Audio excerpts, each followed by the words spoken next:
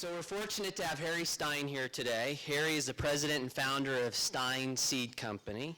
He's a farmer, he's a businessman, and he's an entrepreneur. And most importantly, especially today, Harry, you're a McPherson College graduate, a liberal arts graduate, and so we welcome you and we're excited to have you here today.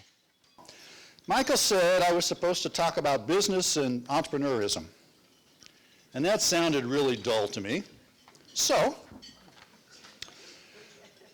we're going to talk about baseball and tennis, and a bit about the French Revolution. Lavoisier, I can't quite say that word right, French scientist, extremely competent, intelligent man, had lots of scientific activities going on, experiments. He was a geologist, he was a chemist. Well, in about 1793 or 94, he was beheaded at the end of the French Revolution, partially because being a chemist, he was involved in gunpowder, and gunpowder was involved with the government, and therefore he was a bad person, and here, even though he's one of the most brilliant scientists that ever lived, unfortunately, he was beheaded at that point in time. And remember what I told you before, if any of this is starting to have some continuity to it, stop me. But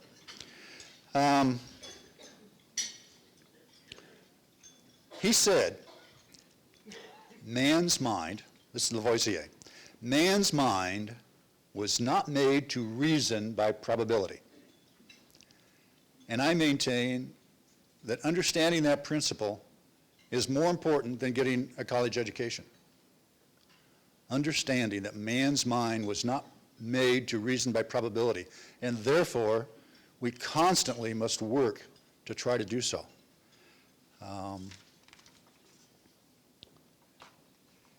If you're going to be successful in business and be an entrepreneur of any type, being able to reason logically is extremely important. And I know it's not politically correct, but the fact of the matter is, if you have the genetics that are inclined to make you a business person, you can be a business person. And if you don't, you can't. It's simple as that. That doesn't mean that coaching, i.e., a good school, a good professors, good mentors, experience, all of those things help all of us, no matter whether we're in sports or whether we're in business or what we're doing. But you have to have those basic abilities.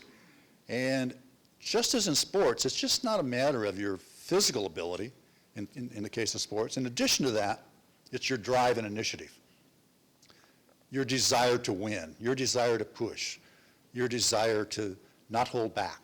And those same principles apply in business that apply in athletics.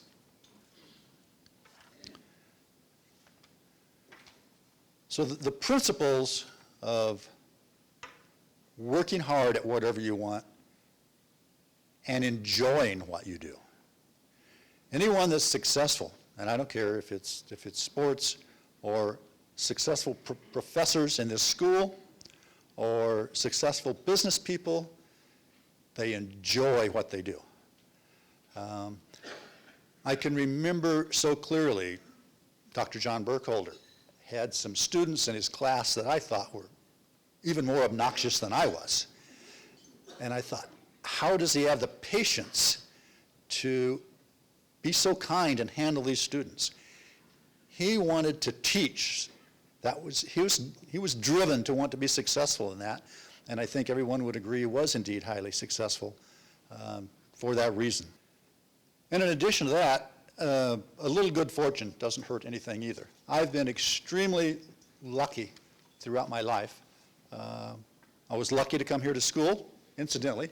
I think a liberal arts background is extremely valuable for entrepreneurs.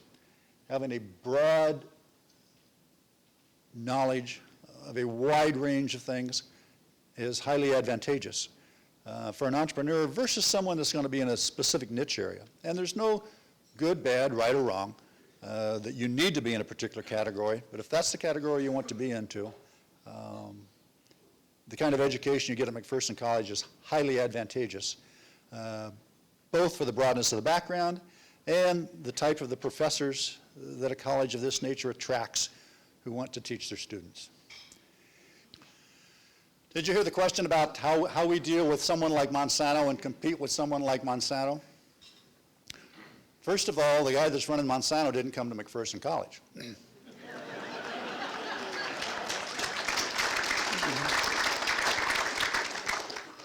So right off the bat, he's at a big disadvantage. It's fairly easy. Frequently, we think major companies must be all great, powerful, competent people. They just live down the street from you, like everybody else lives down the street from you, and frequently they aren't very competent at all. And furthermore, they don't want to win as hard as I do, or as hard as some of you do. So actually, it's much easier than you might think. It's just a matter of wanting to win, being reasonably competent, and remember, being able to reason by probability. So actually, it's fairly easy. My favorite thing is when I have them come to our office, well, a couple of favorite things. When Monsanto comes to my office, they bring 6 or 7, because no one of them is smart enough to figure anything out, right? It must be that way. So we're sitting here at my ping pong table, actually, and there's 6 or 7 of them, and there's one of me. And so the first thing I do is say, if you want to make this fair, you need to go get 1 or 2 more. And believe it or not, that intimidates them a little bit. And then I say, look out my window. And you look out the window and there's a cornfield. I say, now you go back to your office and you look out. Now you know my overhead. Now you know your overhead. Who's going to win this game? So it's fairly easy, actually, to compete with them. We don't have any problem at all. John. A very valid question and a good question. I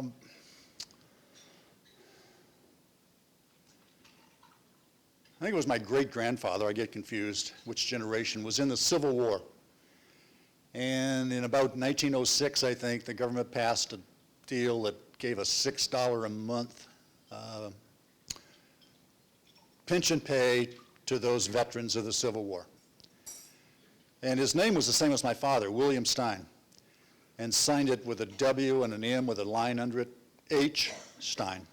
So he sent in for his pension. And they denied it because they said they didn't have any such person in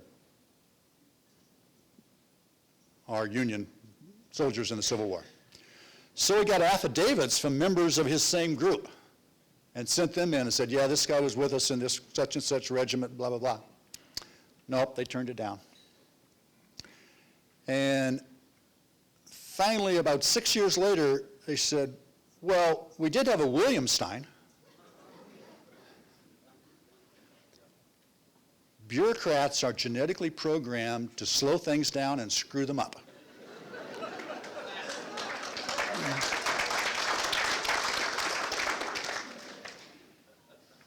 And our government stifles a lot of progress that we could have and a lot of entrepreneurship that we could have.